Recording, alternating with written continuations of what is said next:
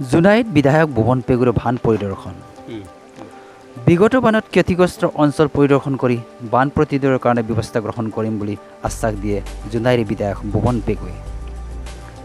যোৱা 19/7/2023 শনিবাৰে জোনাইৰ গালি বৰবালি অঞ্চলত বিগত বানৰ কহনীয়াৰ সৃষ্টি কৰা অঞ্চলসমূহ পৰিদৰ্শন কৰি স্থায়ী সমাধানৰ কাৰণে ব্যৱস্থা গ্ৰহণ কৰিম বুলি আশ্বাস প্ৰদান কৰে বিধায়ক ভুৱন পেগুৱে। জোনাইৰ গালি বৰবালি অঞ্চলত দেৱী নদীৰ বাৰণী পানী বাৰুকৈ বৰবালি অঞ্চলসমূহ বহু হেক্টৰ ভূমি ক্ষতিগ্ৰস্ত হোৱাৰ লগতে পিছাৰীৰ লগতে বহু ধৰণৰ বিস্তৰ ক্ষতি সাধন হৈছিল। উল্লেখযোগ্য যে চুবুৰীয়া ৰাজ্য অৰুণাচল প্ৰদেশৰ পৰা অহা বাৰণী পানীয়ে বৰবালি অঞ্চলকে আদি কৰি জোনাইৰ বহু অঞ্চল গাঁও বানত ক্ষতিগ্ৰস্ত হৈছে।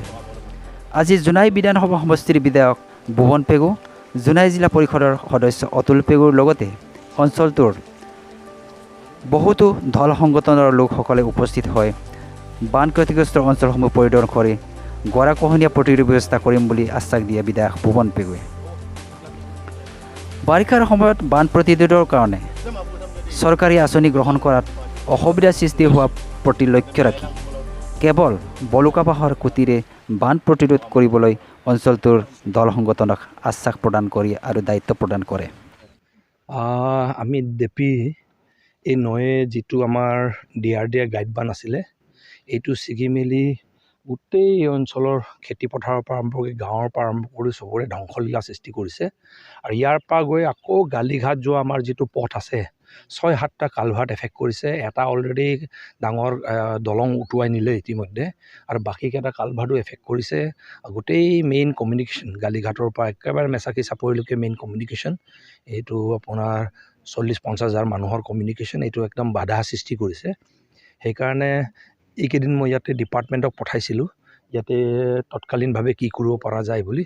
তথাপিও ডিপাৰ্টমেণ্টে ছাৰ্ভেটো কৰিছে। ইয়াতে আমি ভাবিছোঁ আৰু এমাহমানৰ পাছত বাৰিষা যদি শেষ হয় পাৰ্মানেণ্ট ভালকৈ মই ইতিমধ্যে মন্ত্ৰীৰ লগতো পাতিছোঁ, মন্ত্ৰী ডাঙৰীয়াৰ লগত। মুখ্যমন্ত্ৰী ডাঙৰীয়াকো অৱগত কৰিছোঁ এইখিনি ৱাটাৰ ৰিচোৰ্চৰ আণ্ডাৰত জলসম্পদ বিভাগৰ আণ্ডাৰত নপৰে। আমাৰ DRDA আমি আগতে কৰি আছিলোঁ, কিন্তু DRDAৰ দ্বাৰা এইটো নোৱাৰি, এইটো যিটো নদী।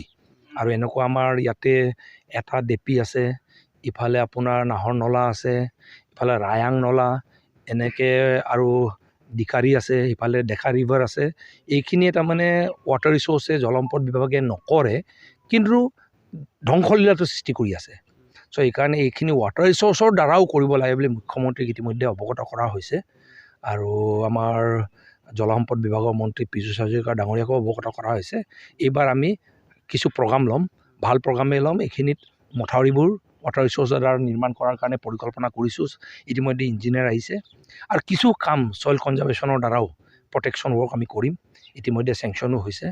তাৰ আগতে কাইলৈৰ পৰা ইয়াতে কমচে কম খেতি পথাৰবোৰ আৰু যিখিনি কালভাৰ্ট যেন ডেমেজ কৰি উটুৱাই নিনিয়ে, তাৰ কাৰণে আমি কাইলৈৰ পৰা অলপ জিলা পৰিষদৰ পৰা 30,000 টকা দিয়া হৈছে। মোৰ পকেটৰ পৰা মই 20,000 টকা বাঁহ কিনি প্ৰটেকশ্যনৰ ৰাইজে শ্ৰমদান কৰি প্ৰটেকশ্যনৰ কৰিবলৈ ইতিমধ্যে সিদ্ধান্ত গ্ৰহণ কৰিছোঁ। কাইলৈৰ পৰা কাম ইয়াত আৰম্ভ হৈ যাব। কিন্তু দেপী নদীক চেনেল কাটিং কৰি চিয়াং নদীলৈ নিয়ন্ত্ৰণ কৰাৰ কিন্তু স্থানীয় ৰাইজে দাবী জনাইছে। এই ক্ষেত্ৰত সেইখিনিয়ে আমি আলোচনা কৰি আছোঁ ডিপাৰ্টমেণ্টে, বিভাগে ৱাটাৰ ৰিচোৰ্চ ডিপাৰ্টমেণ্টে কৰিলে আমি সেইদৰেই কৰিম, যে আমি ইয়াৰ পৰা একেবাৰে চেনেল কাটিং কৰি নদীটো দ কৰিব লাগিব। বাম হৈ গৈছে বালি পুতি, আৰু দ কৰি ছাইডৰ যোনটো মথাউৰি আছে মথাউৰিটো কটকটীয়া কৰিব লাগিব।